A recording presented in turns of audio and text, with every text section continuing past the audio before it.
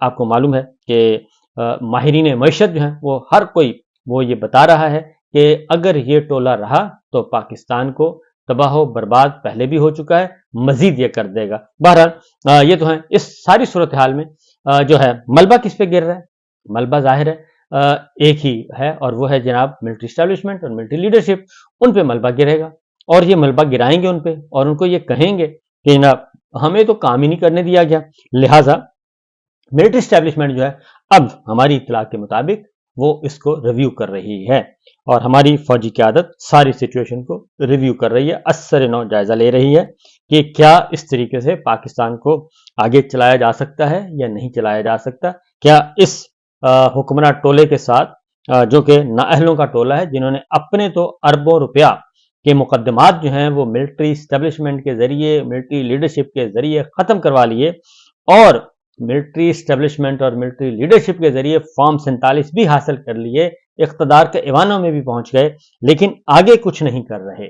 اور وہ کیوں نہیں کر رہے؟ اور وہ پھنسے ہوئے ہیں 9 مئی 9 مئی 9 مئی، مہنگائی کا پوچھیں تو 9 مئی، اور بے روزگاری کا پوچھیں تو 9 مئی، امن و امان کا پوچھیں تو 9 مئی۔ یہ سارا 9 مئی 9 مئی کرتے کرتے انہوں نے پورے ملک کو کر دیا ہے، سٹک کر دیا ہے۔ تو یہ صورتحال چل رہی ہے۔ دوسری جانب ایک اور خبر لے لیں، وہ ہے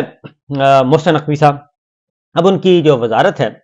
وہ ان کی وزارت بھی خطرے میں ہے، اور ان کی چیئرمین شپ بھی خطرے میں ہے، کیونکہ کل بنگلہ دیش کی ٹیم جس طریقے سے بنگلہ دیش کی ٹیم جیتی ہے، اور پہلی دفعہ بنگلہ دیش نے پاکستان میں آ کر ٹیسٹ سیریز جو ہے وہ جیت لی ہے، اور پاکستان کو بہت برے طریقے سے ان کو شکست فاش دی ہے۔ آج تک پاکستان نے کوئی ٹیسٹ میچ ایک کے علاوہ کوئی نہیں ہارا تھا۔ تو یہ صورتحال کس نے پہنچائی ہے؟ اس کے ذمہ دار کون ہیں؟ اس کے ذمہ دار جناب محسن نقوی صاحب ہیں، جو کہ چیئرمین ہیں پی سی بی، اور وزیر داخلہ بھی ہیں، اور سینیٹر بھی ہیں، اور صحافی بھی ہیں، اور مصالحت کار بھی ہیں، اور پیغام رساں بھی ہیں، اور یہ سب کچھ ہیں، لیکن نہیں ہیں۔ تو ان کا جو امن و امان کا صورتحال ہے وہ آپ نے بلوچستان میں بھی دیکھ لیا، وہ آپ نے پنجاب میں بھی دیکھ لیا، وہ آپ نے کے پی میں بھی دیکھ لیا، وہ آپ نے اسلام آباد میں بھی دیکھ لیا۔ تو امن و امان کی صورتحال بدترین ہے، اور نہ ہی ان سے وزارت داخلہ چلائی جا رہی ہے، نہ ہی ان سے پی سی بی کی چیئرمین شپ چل رہی ہے۔ کرکٹ کو کر دیا ہے تباہ، اور اس حد تک تباہ کر دیا ہے، اور ان سے پوچھیں تو وہ کہتے ہیں ایس ایچ او کی مار ہے۔ اور میرا خیال ہے کہ اب ایک ایس ایچ او جو ہے وہ پی سی بی کو ایک ایس ایچ او دینا چاہیے، اور وہ ان کی بنائے درگت، اور اس کے بعد ان سب کو کرے سیدھا، اور پھر پتہ چلے کہ جناب ایس ایچ او کی کیا طاقت ہوتی ہے۔ تو یہ تو ہے کھیل اور کھلاڑی کا معاملہ، کیونکہ اس وقت فل ٹائم منسٹر کی ضرورت ہے، اور اسی لیے اب مسلم لیگ نواز جو ہے اس کو بھی موقع ملا ہے، اور وہ بھی انہیں پتہ ہے کہ محسن نقوی صاحب جو ہیں وہ کہاں سے آئے ہیں اور کس کے نومینی ہیں، لہٰذا اب مسلم لیگ نواز بھی یہ آہستہ آہستہ نہیں بلکہ زور زور سے کہہ رہی ہے، اور ان کے اپنے بندے بھی کہہ رہے ہیں کہ جناب محسن نقوی صاحب کو کریں فارغ، اور یہ اہم وزارت بھی قابو کریں، اور پی سی بی کی چیئرمین شپ بھی واپس لی جائے۔ اور ادھر نجم سیٹھی صاحب جو ہیں وہ انتظار میں ہیں کہ کب ان کو موقع ملے گا تو دوبارہ ان کو جو ہے پی سی بی کی چیئرمین شپ مل جائے گی۔ بہرحال یہ صورتحال اس وقت ہے، بدترین حالات و واقعات میں نے کہا آپ کو بتاؤں۔ اس ساری صورتحال نے ہماری جو ملٹری لیڈرشپ ہے وہ اب اس کو ریویو کرنا چاہ رہی ہے میری اطلاع کے مطابق، اور اب وہ اس سارے قضیے سے نکلنا چاہ رہی ہے۔ اب وہ کیسے نکلے گی اس کے لیے ظاہر ہے اتنا لمبا سفر کاٹا ہے تو تھوڑا سا ٹائم تو لگے گا، اور اس کے لیے کیا اسٹریٹجی بنائی جائے گی، کیسے نکلا جائے گا، یہ آنے والے وقتوں میں انشاءاللہ آپ کو پتہ چل جائے گا، کیونکہ مسلم لیگ نواز کے جو وزراء ہیں بہت ہی اہم ترین وزراء جو ہیں ان کے لیے مسئلہ بنا ہوا ہے۔ وہ آہستہ آہستہ ان کی سٹی بجنی شروع ہو گئی ہے، اور سٹی بھی بج رہی ہے، اور پریشر بھی لیک ہو رہا ہے، تو اس سے آپ کو اندازہ، کیونکہ اس سے آپ اندازہ کر سکتے ہیں کہ ایک عرفان صدیقی صاحب نے سینٹ میں ایک بل پیش کیا، اور اس بل کا مقصد تھا کہ جناب جلسے جلوسوں پر پابندی لگا دی جائے اسلام آباد میں، اور یہ جلسے جلوس جو ہیں وہ اسلام آباد سے باہر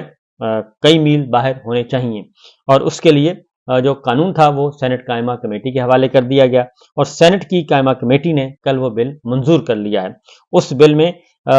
جو غیر قانونی طور پر جلسہ کرنے، یعنی کہ حکومت کی اجازت کے بغیر غیر قانونی جلسہ کہلائے گا، اور جلسہ جو کیا جائے گا اگر غیر قانونی جلسے میں جو کرے گا اس کو بھی اور جو شریک ہوگا اس کو بھی 3 سے 5 سال قید کی سزا سنائی جائے گی۔ اب یہ واحد ملک ہے پاکستان جہاں پہ ایسی جمہوریت انٹروڈیوس کروائی جا رہی ہے کہ جہاں پہ جلسے نہیں ہوں گے، جلوس نہیں ہوں گے، سیاسی آزادیاں نہیں ہوں گی، شہری آزادیاں نہیں ہوں گی اور جمہوریت کہلائے گی۔ تو میرا نہیں خیال کہ ایسا ممکن ہو سکے گا۔ اس کے بعد دیکھتے ہیں کہ کیسے ہے۔ پاکستان پیپلز پارٹی نے اس کو سپورٹ کیا ہے حیرت انگیز طور پہ، صرف پاکستان تحریک انصاف نے اس کو اپوز کیا ہے اور انہوں نے کہا ہے کہ یہ بل جو ہے یہ کل آپ کے گلے میں پڑ جائے گا، اس لیے آپ ایسی قانون سازی نہ کریں جس کو کل آپ سنبھال نہ سکیں، کیونکہ 8 ستمبر کو پاکستان تحریک انصاف کا جلسہ ہے اور اس کے لیے ملاقات بھی عمران خان صاحب سے کل جیل میں ملاقات ہوئی اور اس میں کافی 4-5 باتیں ان میں ڈسکس ہوئی ہیں جی۔ وکلا نے ان سے ملاقات کی ہے، اس کے بارے میں آپ کو آگاہ کرتا ہوں، لیکن اس سے پہلے 9 مئی کے مقدمات میں یہ خدشہ ہے کہ عمران خان صاحب کو خبریں آ رہی ہیں جنرل فیض حمید کی گرفتاری کے بعد خاص طور پہ، اور یہ مسلم لیگ نون کے جو ہیں لوگ وہ مسلسل وہ خبریں دے رہے ہیں کہ جی 9 مئی کا ٹرائل کیا جائے گا عمران خان صاحب کے خلاف اور وہ فوجی عدالتوں میں چلایا جائے گا۔ اور پہلے کہا گیا، وزیر قانون نے کہا کہ یہ صوبائی حکومت پنجاب نے فیصلہ کرنا ہے، رانا صاحب نے کہا کہ یہ بھی فیصلہ پنجاب کرے گی، فیڈرل گورنمنٹ نہیں کرے گی۔ پھر اس کے بعد ایک اور آیا سٹیٹمنٹ اور اس میں انہوں نے کہا کہ نہیں، کسی کی ضرورت نہیں ہے۔ خواجہ آصف صاحب نے کہا، وزیر دفاع نے، کہ کسی کی ضرورت نہیں ہے، وہ ملٹری کورٹ آلریڈی خود ہی فیصلہ کر لے گی، فوج فیصلہ کرے گی کہ ان کا مقدمہ چلنا چاہیے نہیں چلنا چاہیے، اور وہ بغیر اجازت کے بھی یہ سارے کام کر سکتے ہیں۔ پھر یہ آیا، اس کے بعد پھر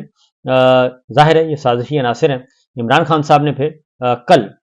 یہ اسلام آباد ہائی کورٹ میں رجوع کیا ہے کہ 9 مئی کے مقدمات میں ملٹری کورٹ ٹرائل کے لیے فوجی تحویل میں نہ دینے کے لیے درخواست دائر کی گئی ہے۔ وکیل ہیں عزیر کرامت بھنڈاری، اور انہوں نے اور سیکٹری قانون کو، سیکٹری داخلہ کو اور وفاق کو درخواست میں فریق بنایا گیا ہے۔ آئی جی اسلام آباد، آئی جی پنجاب، ڈی جی ایف آئی اے